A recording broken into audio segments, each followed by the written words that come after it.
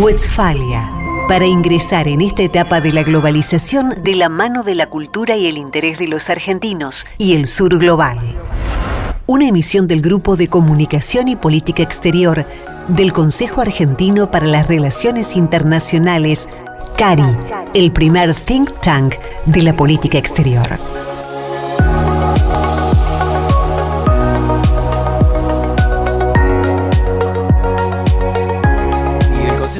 Para las relaciones internacionales, tengo que admitir, me ha dado muchas satisfacciones. Una de ellas es aprender y otra es también grandes amigos. Y uno de ellos, que sintetiza las dos cosas, es el señor, magister, ¿cómo se dice? Juan Bataleme, secretario académico del CARI, profesor universitario, amado, es casi a veces una especie de rockstar, porque los alumnos lo siguen mucho.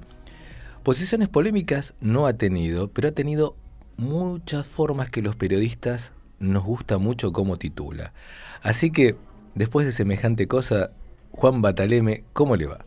¿Qué tal, Guillermo? Gracias. Primero, gracias a vos, acá a Millennium, por el espacio, más allá de que compartamos la oficina. Sé que este es un espacio muy, muy requerido y que vos lo reservás para temas muy puntuales, y me imagino que vos vas a querer títulos, así que te trataré de dar títulos en este podcast de hoy a la mañana. Juan, no solo internacionales, sino los temas de defensa, son temas que conoces mucho, temas militares, y yo he escuchado al expresidente del CARI, cuando era presidente, al doctor Rodríguez Giavarini, quien ha sido militar, sabe muchísimo de varios temas que tienen que ver con la defensa.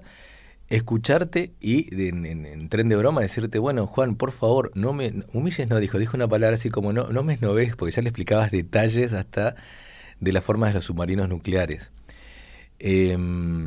Así que nos gustaría que hables, sé que estuviste dando vueltas por los Estados Unidos y por Europa en varias conferencias que tienen que ver con la seguridad, la defensa. Otro momento por ahí nos explicás por qué son dos temas o son el mismo. Pero, ¿cómo está el tema a nivel general en la guerra de Ucrania y Rusia? Que es un poco lo que te queríamos convocar. Porque muchos seguimos las noticias, pero hasta donde los legos podemos entender, sí, sabemos que está pasando la contraofensiva a Ucrania, pero después no, después le vuelan una represa, después pasa lo del grupo Wagner. Contanos un poco el análisis de la guerra que le haces vos a alguien que, bueno, a ver, podamos entender qué está pasando realmente en el teatro de batalla. Lo primero que quiero remarcar, y después si querés hablamos de las conferencias en relación a esto de la guerra de Ucrania, es que vos tenés en toda situación de conflicto lo que se llama la niebla de la guerra, que es la niebla informativa. En qué momento estamos del conflicto y hacia dónde ese conflicto puede disparar, puede terminar. Es complicado entenderlo porque solamente los comandantes del campo de batalla y los que manejan la inteligencia en el punto de vista específico de la guerra son los que tienen, en el mejor de los casos, la información más fidedigna. Después, vos lo que tenés son operaciones de los rusos, operaciones de los ucranianos, operaciones en el sentido de que ellos tratan de cubrir sus movimientos, tratan de ganar corazones y mentes no solamente en lo doméstico, sino también en lo internacional. Vos terminaste, digamos, el intento de guerra rápida de Putin, que involucraba la caída del gobierno de Zelensky. Eso fracasa al poco tiempo de iniciado la guerra, y los ucranianos se probaron hábiles defensores. Esos hábiles defensores lo que tenían que hacer era tener la capacidad de resistir ese primer embate. Una vez que resistieron ese primer embate, lograron no congelar, pero sí establecer lo que es una guerra de desgaste. Esa guerra de desgaste entra en su segundo año. Y vos tenés ahí, hasta hace 48 horas, tropas rusas, tropas de un contratista privado ruso que era Wagner, que era Prigozhin, que justamente como Putin no quería salir con reclutamientos masivos, como terminó haciéndolo, tuvo que aumentar el pie de fuerza, aumentar el número de fuerzas de Wagner destinadas al conflicto. Después vamos a hablar seguramente de Wagner, pero para entender, ¿no?, que ahí habían dos fuerzas operando y una que estaba dispuesta a discutirle a la otra la unidad de mando. Y en el caso de una guerra lo que vos tenés que tener es unidad de mando, y esa unidad de mando te lo da el Ministerio de Defensa de Rusia. Ucrania anunció muchas veces la ofensiva, estamos en la ofensiva, estamos en la preofensiva, estamos en la de la preofensiva. Lo cierto es que Ucrania, para poder lanzar una ofensiva consistente como la que está en curso ahora, necesitaba equipamiento militar occidental. El equipamiento militar de Rusia, que estaba en los arsenales de Occidente, más equipamiento occidental, y una vez que logró recomponer sus fuerzas, porque recordemos que no solamente sufrió bajas Rusia, sino también que sufrió bajas Ucrania, poder lanzar esta ofensiva. ¿Es esta ofensiva exitosa? No lo sabemos a ciencia cierta. Sabemos de que ha recuperado algunas villas, sabemos que ha recuperado algunos kilómetros de los cientos de kilómetros que Rusia le usurpó a Ucrania. Pero ¿exitosa? No lo tenemos en claro todavía, y Rusia, en las partes donde el ejército ruso está atrincherado, está fortalecido, a Ucrania le ha costado mucho penetrar. Entonces, la semana pasada escuchamos en la Academia de Ciencias Morales y Políticas al embajador Ricardo Lagorio, que aún estuvo en Rusia acreditado, fue su último destino antes de retirarse. Y tiene una frase que la dice cada tanto, que es: al final parecía, lo estoy parafraseando seguramente no tan bien como él, que los rusos marchaban mejor que lo que peleaban. ¿Qué te parece esa idea? ¿Es así o no? ¿O es el grupo Wagner o es la falta de coordinación? ¿Cómo es? 2008 y 2014, la operación de Rusia contra Georgia por Osetia del Sur, más la operación de Crimea de 2014, generó un momentum sobre las reformas militares rusas, sobre el equipamiento de Rusia y sobre la efectividad que tenía Rusia para manejarse en torno a sus vecinos y para conseguir objetivos militares. A eso se agregó que los rusos redujeron a ceniza gran parte de las áreas rebeldes en Siria, y ahí empieza a operar Wagner, más lo que Wagner y algunas unidades del ejército ruso estaban haciendo en África. Había cierto sentido de infalibilidad de Putin, y esto obviamente no solamente se traducía al campo de batalla, sino también a que parecía que las autocracias eran inclusive mejores que las democracias combatiendo. Recordemos que previo a la guerra de Ucrania teníamos a Estados Unidos saliendo de Afganistán. Entonces uno decía, ¿cómo? Estados Unidos, la principal potencia militar del planeta, se va de Afganistán, y Rusia puede lograr los objetivos de política exterior movilizando fuerzas, o logró tomar Ucrania y no pasó nada, o puede sostener un conflicto de baja intensidad en la propia Ucrania, en las regiones separatistas del Donetsk y del Luhansk. Entonces, en ese sentido, muchos prorrusos, muchas personas que decían, miren qué infalibles que son Rusia, se encontraron con una realidad de adaptación por parte del ejército ucraniano, y obviamente que una cosa puede ser el Medio Oriente, otra cosa es Europa, que desde el año 2015, pero en particular del 2016 en adelante, la OTAN ayudó muchísimo, y Estados Unidos ayudó muchísimo a Ucrania a fortalecer su músculo militar. Y eso hizo que Rusia se encontrara con una maquinaria de guerra que estaba preparada para pelear contra los rusos, que, oh casualidad, los americanos le enseñaron tácticas similares a las que tuvieron que enfrentar ellos en Afganistán y en Irak, pero ahora los ucranianos contra los rusos. Y los rusos perdieron ese don de infalibilidad. Y eso es muchas veces lo que señala Ricardo, ¿no? Desde el punto de vista de que sí, parecían que marchaban, que marchaban mejor porque no pueden controlar a un vecino, no pueden ganar una campaña militar de las exigencias que tenía la campaña militar a Ucrania. Recordemos el país más grande de Europa del Este, Ucrania, con una población similar a la de República Argentina. Y pensaron que Rusia podía, y Rusia efectivamente no pudo. Es muy interesante cómo eso se traduce al debate doméstico, porque muchos siguen viendo que Ucrania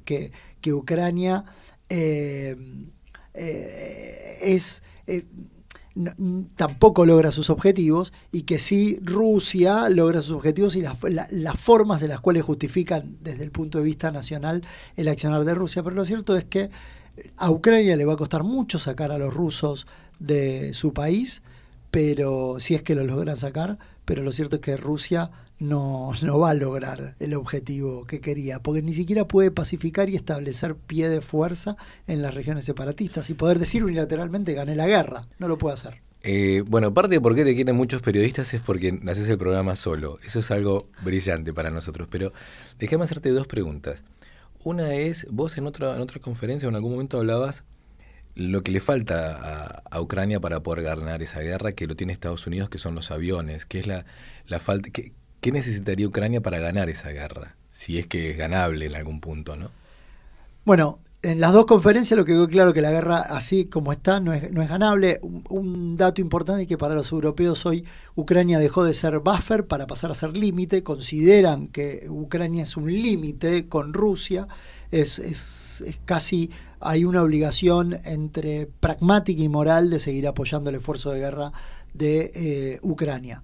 ¿Qué es lo que necesita Ucrania? Ucrania, para enfrentar en las magnitudes en que Rusia movilizó su instrumento militar, todo, desde tanques hasta aviones de combate, hasta sistemas de defensa misilística o defensa antiaéreas, que ha sido provisto por Occidente en gran medida. Hay también una realidad. Ucrania no podría seguir peleando si Occidente no le provee las armas que le provee. Ucrania pone las armas, la sangre, Occidente pone las armas y la plata en todo caso, ¿no? Y ahí hay un cálculo muy fino que es cuánta gente está dispuesta Ucrania a perder. Parecería que está mucho más dispuesta a perder gente que los propios estimativos rusos hacían. Hoy está la discusión de los aviones. La discusión de los aviones no es una discusión menor. Hay todavía aviones en los países que pertenecían al Pacto de Varsovia, que es lo que llamamos Europa del Este, que son de manufactura rusa y que se los puede poner en servicio y que se los ha puesto en servicio. Y de hecho es tan diferente, es tan magnífica la capacidad occidental de integrar sistemas de armas que por ejemplo lograron integrar sistemas de armas occidentales a sistemas de armas rusos y hacer que funcionen, lo cual le va a poner presiones al mercado ruso de armas en algún momento, porque te dice, mira, yo puedo hasta reemplazarte efectivamente los sistemas que vos, o integrarte mejor con nuestro sistema los sistemas que vos tenés. Y por otro lado está la discusión de los aviones, la discusión de los tanques, que ya se están viendo tanques occidentales peleando contra tanques los alemanes, rusos, Leopard, los tanques alemanes, exactamente. Leopard, no sé. Principalmente tanques Leopard, tanques alemanes, que hay como un consenso de que los ucranianos no sé si no recibieron el entrenamiento suficiente, o que los ucranianos han tenido problemas para operarlos, porque hay imágenes muy impresionantes de ver tanques rusos destruyendo tanques alemanes. Y está la discusión de la Fuerza Aérea. Había propuesta por parte de los países Dinamarca, Noruega y otros países de entregar F-16. Hay propuestas y algunos F-16 que iban a venir, que están en Europa, Bélgica también, Eurofighter por parte de Gran Bretaña y obviamente MiG-29 por parte de Polonia. Se sabe que algunos de esos aviones ya llegaron a Ucrania, sobre todo los de manufactura rusa, pero todavía no hemos visto aviones occidentales en los cielos ucranianos. Hay que cuidarse porque toda guerra tiene un componente de percepción. Ese componente de percepción hace que si yo fuera Putin, lo primero que mostraría son las imágenes de los tanques occidentales o de los aviones occidentales, para ganar más apoyo en mi población. Porque en definitiva, lo que yo estaba diciendo, que estaba peleando contra tropas contra Occidente, contra la OTAN, en el terreno no lo veía porque eran todos tanques rusos, todo manufactura rusa, pero si aparecen ahora tanques occidentales, aviones occidentales, misiles occidentales, yo ya tranquilamente les puedo decir a todos, bueno, efectivamente yo estoy peleando con la OTAN. Y eso también me cambia la discusión con los Estados Unidos y con la administración Biden, ¿no? Porque esto también es un problema, como así diríamos, de cúpulas entre Putin y Biden. Cada tanto escribís en varios diarios. No hace mucho habías escrito algo sobre el sistema internacional, un poco lo que se puede venir y las lecciones aprendidas ahora con Rusia. A mí me alarmó un poco. Después pensé, bueno, pero Juan escribe para no como corresponde, para llamar la atención sobre un tema. Pero aprovecho ahora para preguntarle, ¿corremos el riesgo de que esto se desmadre más todavía con temas nucleares, con temas de mayor internacionalización de esta guerra? No tanto, no solo por esta guerra. Yo te diría que vos tenés una guerra en curso, que es la guerra de Ucrania, y una guerra en potencia o una guerra en ciernes, por una tormenta en ciernes, que es Taiwán eventualmente.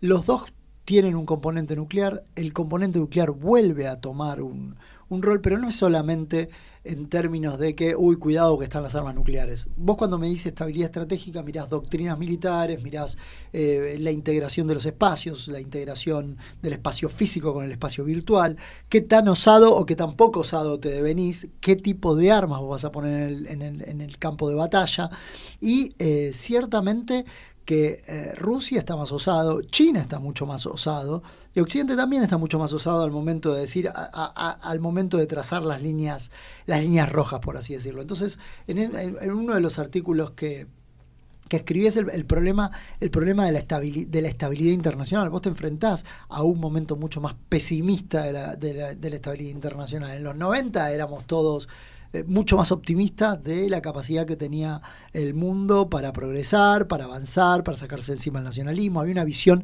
mucho más liberal de la globalización. Hoy vos tenés una globalización nacionalista, en el sentido de que China tiene un modelo de globalización, Estados Unidos tiene un modelo de globalización, Rusia tiene un modelo de globalización. Hablamos del sur global como modelo alternativo de globalización. Pero todo eso se da en lógicas nacionales, en lógicas mucho más particularistas. En ese sentido, hay menos margen para la cooperación, hay menos margen para los entendimientos y mucho más rispideces. Sin ir más lejos, lo que estamos viendo en el Ártico. Sin ir más lejos, los efectos, por ejemplo, del cambio climático en las consideraciones militares de los países. O sea, hoy todo país en su dimensionamiento de política exterior, en su dimensionamiento de defensa, entra en el cálculo político el cambio climático, porque te afecta operaciones, te afecta relaciones políticas, te pueden llamar para pedirte ayuda. Un dato no menor, la Organización Meteorológica Internacional salió en el Financial Times este fin de semana, este año, dijo que este año la Antártida perdió, por superficie, perdió en materia de hielos el 10º lugar de un planeta. O sea, si la Argentina es el 8º en términos de superficie, un país casi como la Argentina. Exactamente, no, peor. Mayor. El 10º sería el 10º país en términos, claro, un país como la Argentina, exactamente. Y todo eso son conflictos en ciernes a futuro. Entonces, el punto es que es mucho más difícil establecer la estabilidad. Va Blinken a China a tratar de bajar las tensiones con China y Biden sale y dice Xi Jinping es un dictador. Entonces, vos decís que hay una contradicción entre el secretario de Estado de Biden y Biden. Exactamente. No sé si una contradicción, bueno, es un pero, dictador, pero ya estamos entrando de vuelta en Estados Unidos también en una etapa electoral. Hay que ver, pobre Biden, que si no lo sacaron de contexto, pero eso lo levantaron. Entonces todos terminan diciendo, y todo este esfuerzo. Juan, había varios temas que bueno, esto vamos a tener que seguir charlando en otro podcast, pero hay varios temas. Uno es, vos decías eso y yo me acuerdo que a fines del gobierno de Menem, cuando yo todavía estaba estudiando, hice una nota que tuve la suerte que salía en el New York Times. Y esa nota la trabajamos con Jaunarena. Y Jaunarena, que allá había sido ministro de Defensa, ya era diputado, me dice, mirá, algunos parecen en el Ministerio de Economía. Me dijo Caballo, después lo suavizamos, me dijo, por favor, pone Ministro de Economía, en las épocas que había que tener cuidado. Entonces dijimos, parece que alguien en el Ministerio de Economía cree que si en caso de necesidad podemos alquilar Fuerzas Armadas. Era ya el momento donde ya no solo el partido militar había sido desarmado por el gobierno de Alfonsín, sino que ya avanzaba sobre algo más, que ya no era el partido militar, sino sobre las capacidades que tenía la Argentina de defensa. De aquella época a hoy creo que estamos no mejor, por decirlo suavemente. Sí. Para muchos que crecimos en el 83 para acá, hemos tenido que aprender que necesitamos Fuerzas Armadas, como necesitamos policía, como necesitamos... ¿Por qué? Porque es parte de nuestra defensa, no es una cuestión de derecha o de izquierda, sino tenés que tener lo elemental para que se cumpla el contrato social. Entonces, mi pregunta es, tengamos la suerte de que las personas que van a estar en el Ministerio de Defensa, que van a estar en el gobierno, que van a estar en Cancillería, te escuchan. Ahora, ¿cuál sería el consejo o la necesidad que vos podés ver, de verdad, como alguien que entiende mucho de estos temas y que lo sigue como con pasión y con inteligencia? Yo no sé si dar consejos. Yo vengo trabajando líneas efectivas de trabajo reales. Yo creo que, por ejemplo, el Atlántico Sur es una prioridad para la República Argentina en tanto y en cuanto está no solamente el ámbito oceánico, tenés la situación de Malvinas y tenés la situación de la Antártida. Eso forma un sistema, pero cada uno de ellos tiene 3 dinámicas completamente distintas. Hay que ser mucho más inteligente.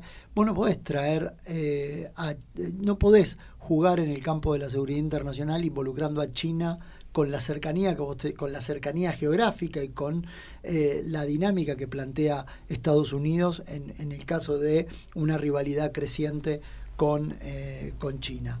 Vos podés comerciar con China, pero no la podés involucrar en el campo de la seguridad internacional porque China está muy lejos para venir a asistirte en caso de que vos necesites algo de los chinos, y los chinos tienen su propio juego con los Estados Unidos, así que no necesariamente van a venir a ayudarte. Primer dato. Segundo dato importante es que todo proceso de modernización de las Fuerzas Armadas necesita tener una discusión seria, interna, sobre qué podemos lograr con las Islas Malvinas y seria con los británicos en relación a qué status quo podemos alcanzar a tener sin que nuestros derechos se vean afectados, porque con nuestro nacionalismo de cancha de fútbol, lo único que logramos es darle el argumento a los ingleses para decir no, estos no pueden tener fuerzas armadas porque son imprevisibles, porque generan incertidumbre, porque eventualmente nos pueden volver a atacar y puede haber una guerra de Malvinas 2. Pero nuestra Constitución dice que no va a haber una guerra de Malvinas 2. Y además, un precepto de naciones civilizadas es que las democracias liberales no guerrean entre sí, así que tendríamos argumentos para que la idea que te usan mucho acá en la República Argentina sobre el veto británico y demás, se debería caer por peso estructural propio, bueno, pero en nuestras propias contradicciones. El veto británico cayó con el tema del Tratado Antártico simplemente manteniendo reclamo soberano, pero no exactamente, que lo entienden, que no son, y que a ellos les conviene llevarse bien también en esta idea de Gran Bretaña global. Llevarse bien con una nación de 50 millones de personas es mucho más inteligente que llevarse mal. Hay negocios, hay campos que vos podés explorar. Si vos metés a los chinos en el Atlántico Sur, posiblemente empeores las condiciones de seguridad del Atlántico Sur, y eso te genera más dolores de cabeza que soluciones. Ahora, hay gente que cree que eso es válido, y esta es una discusión política que no está cerrada y que si no hay cambio de gobierno la vas a tener enfrente. ¿En qué se traduce para el oyente? ¿Qué avión en último de los casos compramos? Compramos el JF-17, compramos un avión indio, compramos un avión norteamericano, compramos un avión europeo, porque cada uno de esos responde a una matriz de interdependencia en la cual vos tenés que estar. Digo, te lo estoy diciendo bien concreto, pues no es una cuestión de o es River o es Boca, es mucho más complejo que River y Boca. La complejidad, por ejemplo, es que vos no estás comprando un avión, vos estás comprando una matriz de relación de interdependencia y estás comprándote problemas, creo yo, el oyente puede discutir con esto, puede disentir conmigo, problemas a futuro, sobre todo en términos de que si vos mirás América Latina ya eligió la política de exterior y la política de defensa, es hacer negocios con todos y estar muy cerca de los Estados Unidos y muy cerca de Gran Bretaña. Fíjense los principales proveedores de Brasil, los principales proveedores de Chile, que son, por otro lado, naciones que nosotros decimos que son hermanas, ¿no? Y que son socias. Y vos no podés decir que sos hermano y socio con aquellos que tus hermanos y socios también empiezan a mirar como, este actor en el campo de la seguridad internacional es problemático. Por lo tanto, yo necesito sí o sí cerrar esa ecuación de seguridad. Aparte de no tener aviones, no tener casi aviones de guerra, ¿no? Que no tenemos aviones de guerra, ¿no? Tenemos los A4, son aviones obsoletos, ya está. O sea, aparte de no tener un sistema... Tenés un museo. O sea, aparte de eso, vos decís que es posiblemente por la falta de alineamiento internacional de la Argentina No, es por nuestras idas, en parte por nuestras idas y vueltas, pero también vos tenés condicionamientos, claro, tenés condicionamientos geográficos, condicionamientos estructurales, condicionamientos de plata. Vos viste que hay una serie que se llama de los Mandalorianos, ¿no? Que son una especie de secta. Bueno, la Argentina forma parte de una secta muy selecta que son los Mangalorianos. Nosotros vamos a querer política de defensa haciendo mangazo. Por favor, dame.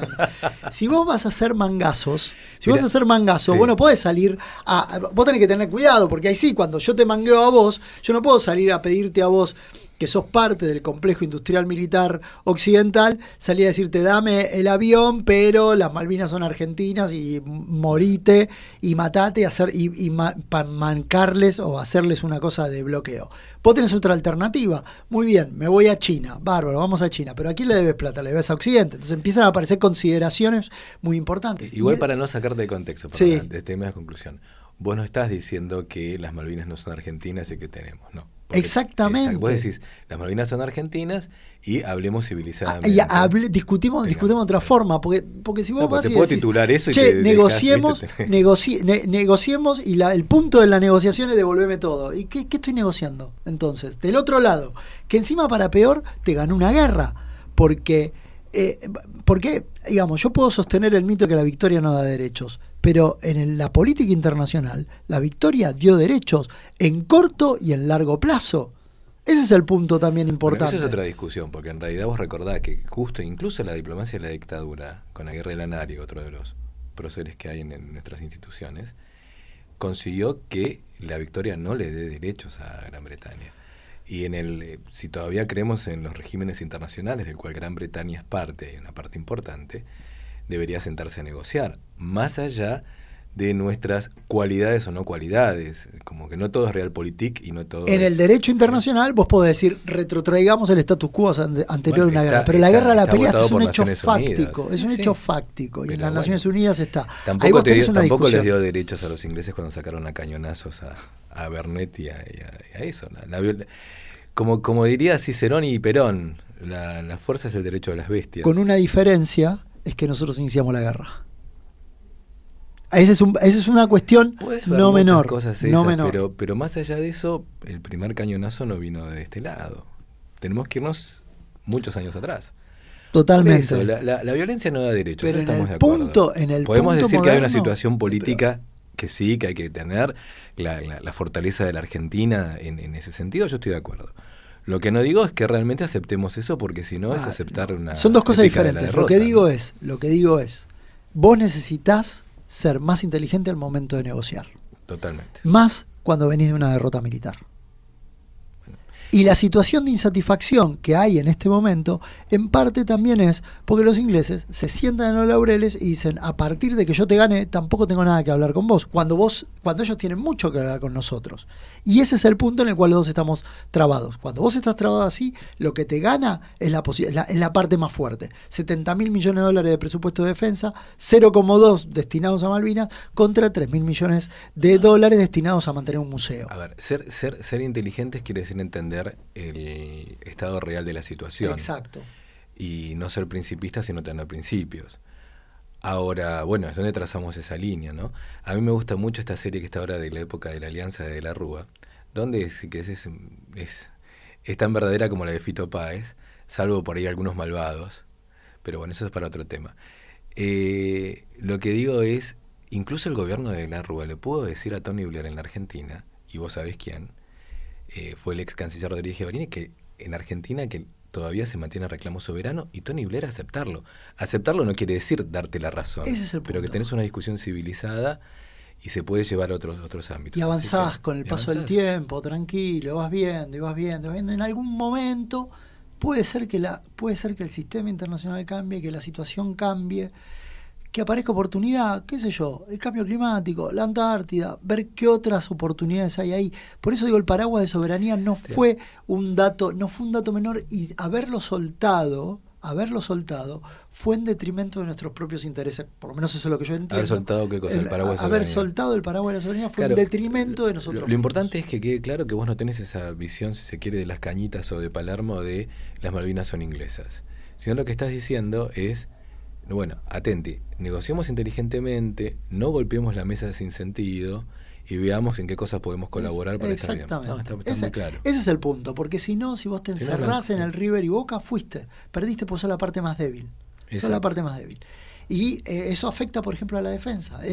Afecta tanto esa discusión que no podemos pensar en la modernización de las Fuerzas Armadas y, por ejemplo, si la defensa es un mandato civil, es que vos le puedas ofrecer a un hombre que decide por vocación, así como los maestros, enseñar, otros defender a la patria, darles los medios para que desarrollen una carrera profesional acorde al siglo XXI.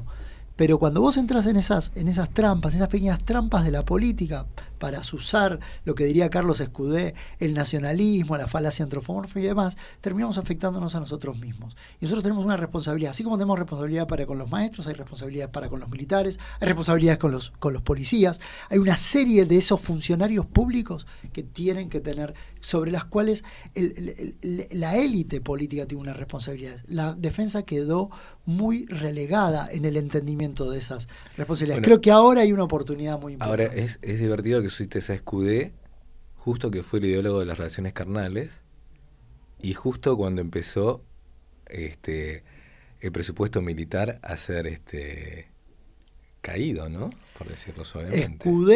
Escudé como parte de Menem, como parte de la política exterior de Menem, tuvo una gran virtud, que es decir, entendamos bien el momento político en el que estamos. Él escribe en un momento de unipolaridad y entiende la debilidad relativa de la República Argentina. No, hay otra polémica que en realidad la idea viene de un gran profesor de la Ditela que le cedió el nombre. Hasta hay un artículo. Pero eso es para otra. Pero bueno, charla. Y en ese momento sí, Menem lo que hizo fue hacer relaciones cívico-militares mal entendidas, porque empezó a ajustar el presupuesto y fue el que efectivamente ajustó el presupuesto. Política que se mantuvo durante los ahí era la época que tenían que alquilar la Fuerza Aérea, tenían que alquilar las pistas para carreras de TC-2000 o ETC.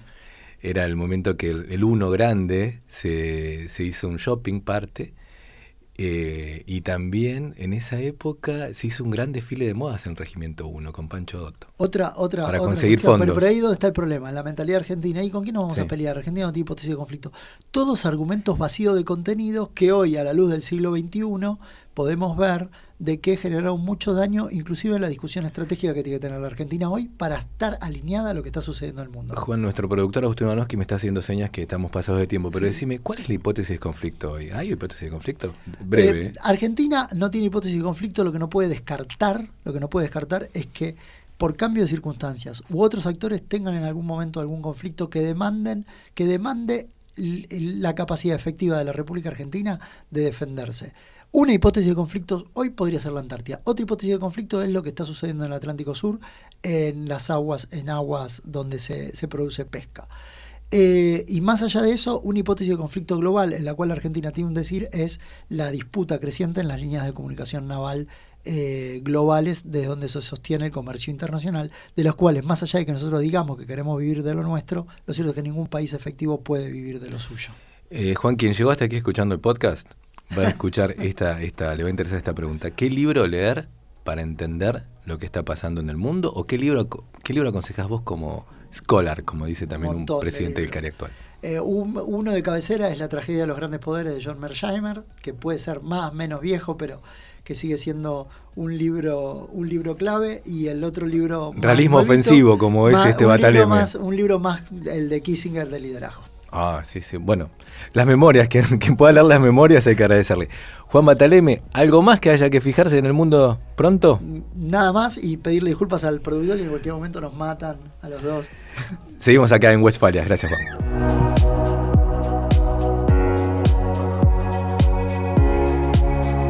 Este podcast es un producto del Grupo de Comunicación y Política Exterior del Consejo Argentino para las Relaciones Internacionales.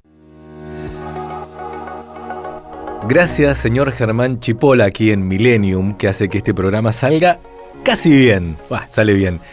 Y derechos humanos. Derechos humanos, por suerte, cada vez hay más en el sentido de entender lo que son los derechos humanos. Pero para eso hay alguien que sabe. Ahora, Derechos Humanos Ya, con Agustín Ulanovsky. Doctor Ulanowski, ¿qué nos trajo hoy?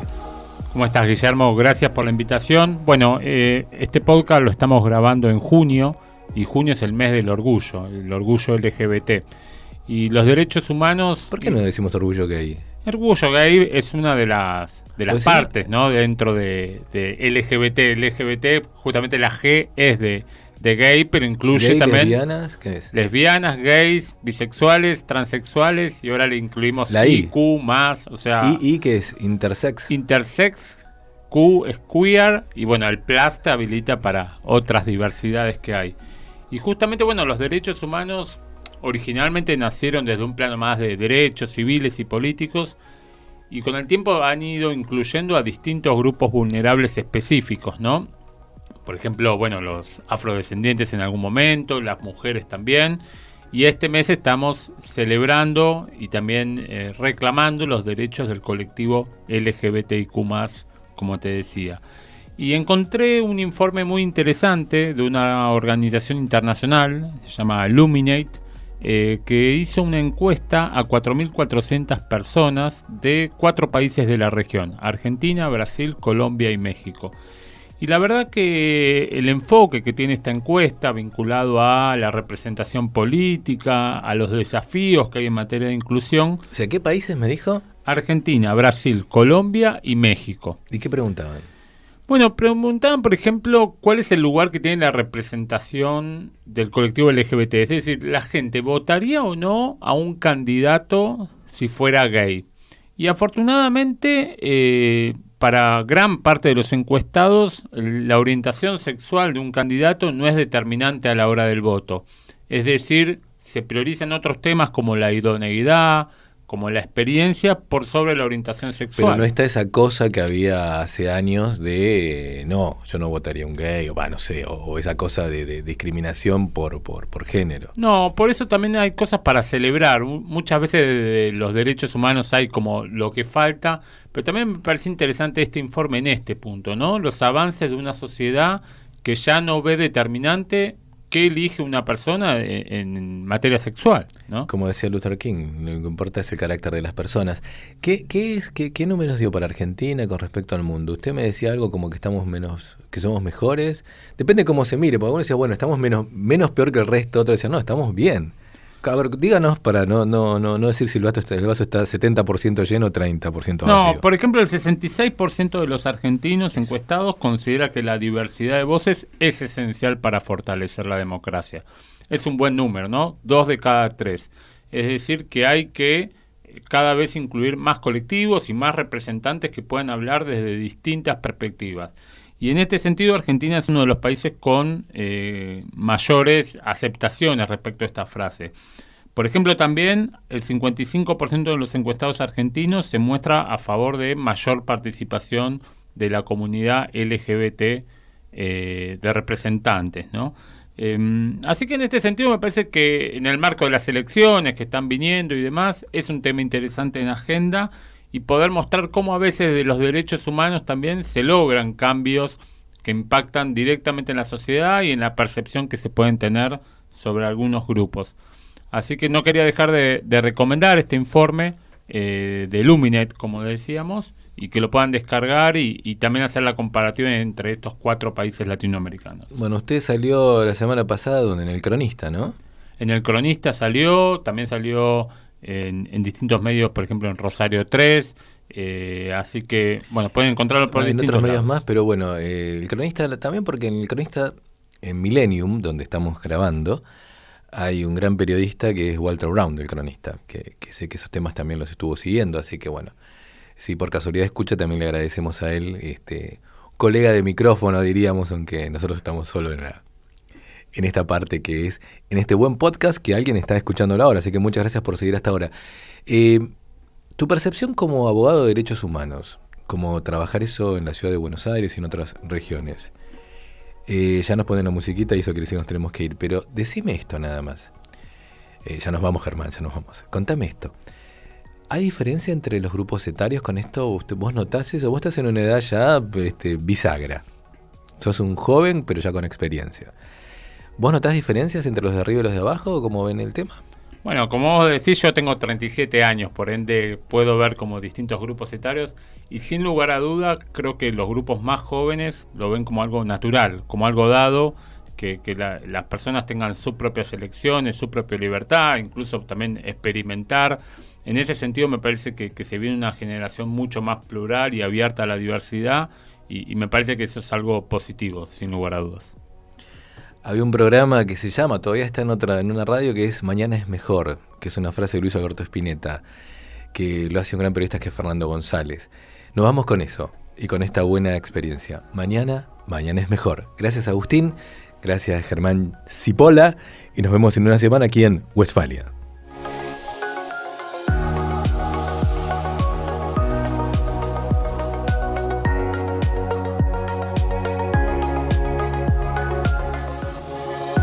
Gracias por quedarte hasta el final. Los esperamos en las diversas plataformas de podcast y en las redes del Consejo Argentino para las Relaciones Internacionales. Las podés encontrar en www.cari.org.ar. Este podcast es un producto del Grupo de Comunicación y Política